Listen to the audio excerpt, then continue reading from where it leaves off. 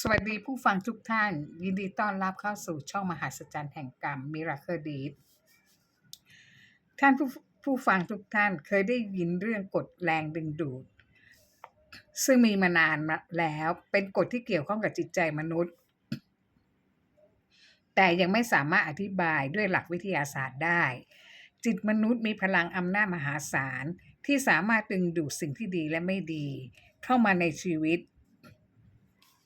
ถ้าเราคิดบวกจิตก็จะดึงดูดแต่เรื่องดีๆเข้ามาในชีวิตเราแต่ถ้าเราคิดลบจิตก็จะดึงดูดแต่สิ่งเรื่องร้ายๆเข้ามาในชีวิตเราเช่นกันพูดสั้นๆว่าการที่เราจะดึงดูดสิ่งที่ดีหรือไม่ดีเข้ามาในชีวิตเราล้วนเริ่มจากความคิดของตัวเราเองทั้งนั้นรวมทั้งนิสัยของเราที่สามารถดึงดูดสิ่งต่างๆรอบตัวเข้ามาหาตัวเราโดยผ่านเหตุการณ์สถานการณ์ต่างๆในชีวิตประจำวันผู้คนที่พบเจอกฎแรงดึงดูดสามารถเกิดขึ้นได้ทั้งในเรื่อง1ความสัมพันธ์ต่างๆระหว่างคนรักคนในครอบครัวเพื่อนเจ้านายลูกน้องบริวารและอื่นๆ2หน้าที่การงานความเจริญก้าวหน้าอุปสรรคในการทำงานความสำเร็จ3ความรักสุขสมหวังหรือผิดหวังอกหักรักแท้4ความโชคดีมีโชคลาภแบบฟุกๆง่ายๆหรือเสียเงินตลอดเวลาทั้งหมดนี้เกี่ยวข้องกับวิถีชีวิตประจำวันของเราทุกคนไม่มีใครจะหลีกหนีได้ทุกคนต้องเผชิญกับสิ่งเหล่านี้ในรูปแบบที่แตกต่างกันผ่านทางความคิดและทัศนคติของคนแต่ละคนถูกถ่ายทอดออกมาผ่านคำพูดและการกระทำเมื่อเราคิดบวกจิตของเราเป็นเสมือนสนามแม่เหล็กดึงดูดโดยสมองจะถูกกระตุ้นโดยความคิดเลือกดึงดูดให้จิตใต้สำนึกสร้างสนามแม่เหล็กผลักดันให้เราบรรลุเป้าหมายที่เราคิดไว้ทุกๆความคิดของเราจะถูกบันทึกลงในจิตใต้สำนึกของเราและจิตใต้สำนึกของเราจะทำหน้าที่เลือกคัดสรรความคิดสร้างพลังสนามแม่เหล็กส่งออกไปเพื่อดึงดูดทุกเรื่องราวทุกเหตุการณ์ตัวบุคคลเข้ามาในชีวิตเราตามความคิดที่เราคิดประจำย้ำคิดย้ำทำไม่ว่าเป็นความคิดบวกหรือความคิดลบโดยทำหน้าที่3อย่างในชีวิตประจำวันดังนี้1ขอมาจากความคิดซ้ำๆเสมอๆว่าต้องการแบบนี้โดยไม่รู้ตัวขึ้นอยู่กับว่าเราคิดบวกหรือคิดลบก็เท่ากับว่าเราได้สร้างสนามแม่เหล็กสั่งความคิดออกไปโดยไม่รู้ตัว2เชื่อจิตใต้สำนึกของเราจะทำหน้าที่คัดสรรเรื่องราวเหตุการณ์สถานการณ์ตัวบุคคลให้เกิดตามความเชื่อว่าเราต้องการเช่นนั้นและส่งสิ่งนั้นให้เกิดขึ้นกับตัวเราอย่างแน่นอนจิตใต้สำนึกจะสร้างสนามแม่เหล็กส่งออกไปเพื่อดึงดูดทุกเหตุการณ์ที่เราเชื่อว่ามันจะเกิดขึ้นเช่นนั้นเวียงกลับเข้ามาในชีวิตเราในชีวิตประจำวันของเราเหมือนมุมแมลงเราคิดอย่างไรส่งสะท้อนออกไปมันก็จะย้อนกลับเข้ามาในชีวิตเราแบบนั้น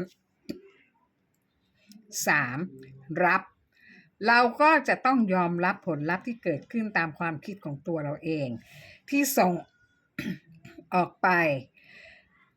มันจะถูกดึงดูดกลับเข้ามาในวิถีชีวิตประจำวันของเราเช่น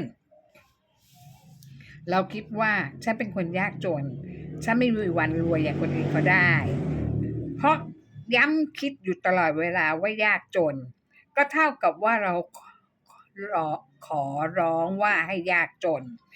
จะถูกจดบันทึกในจิตใต้สำนึกลงไปว่าฉันต้องการเป็นคนยากจนจิตใต้สำนึกจะสร้างสนามแม่เหล็กส่งออกไปเพื่อดึงดูดพลังงานแห่งความยากจนกลับเข้ามาหาตัวเรา ดังนั้นชีวิตเราก็จะยากจนตลอดทั้งชีวิต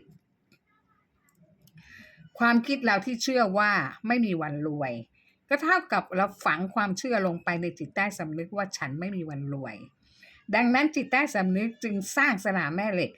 ดึงดูดทุกสถานการณ์ที่ปิดกั้นความโชคดีความเจริญรุ่งเรืองทรัพย์สินเงินทองไม่ให้เข้ามาในชีวิตเรา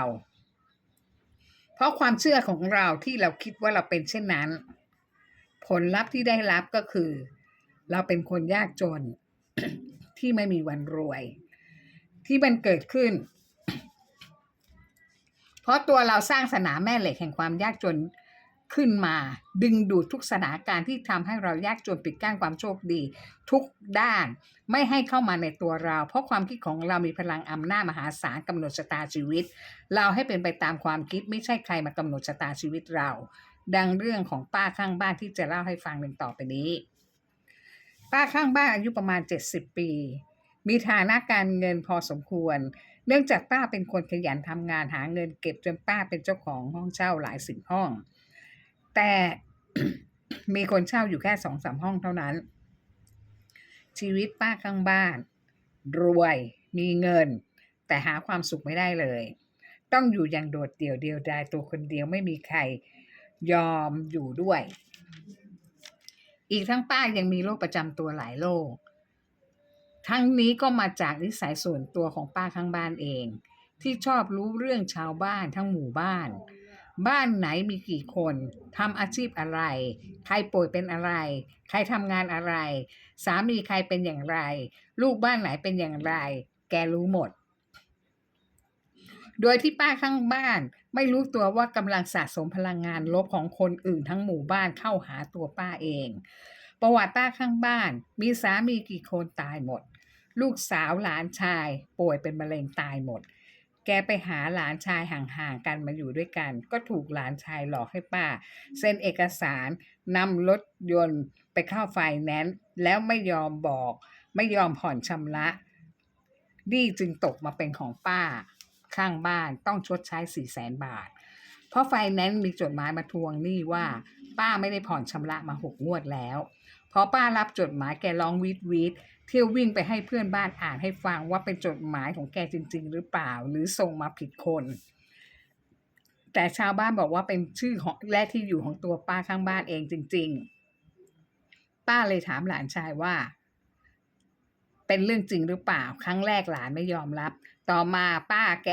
ด่าหนักๆเข้าหลานชายยอมรับว่าทำจริงแล้วก็ย้ายออกจากบ้านไปป้าต้องอยู่ตัวคนเดียวทำไมชีวิตป้าข้างบ้านจึงเป็นเช่นนี้เรามาดูเหตุผลเนื่องมาจาก 1. ป้าข้างบ้านมีนิสัยไปด่าว่าชาวบ้านบ้านไหนมีสามีป่วยไม่สบายหาเลี้ยงครอบครัวไม่ได้แกก็จะพูดกับชาวบ้านว่าจะมีสามีแบบนี้ไปทำไมปล่อยให้มันตายไปเลยดีกว่าอย่ามีดีกว่ามีและลำบากทำให้คนอื่นต้องมาดูแลผลสะท้อนกลับมาตัวสามีแกตายหมดทุกคน 2. บ้านไหนลูกหลานไหนป่วยเป็นมะเร็งค่ะป้าข้างบ้านก็ไปด่าว่าไม่รู้จักดูแลตัวเองสุขภาพตัวเองให้ดีๆทำให้ต้องเสียเงินเสียทองในการรักษาตัวสิ้นเปลืองเงินมากผลสะท้อนกลับมาหลานชายลูกสาวแก่ป่วยเป็นมะเร็งตายตั้งแต่อายุ25ลูกสาวอายุ40ตายตัวป้าเองก็วิ่งเข้าออกโรงพยาบาลรักษาลูกหลานอยู่ 2-3 ปี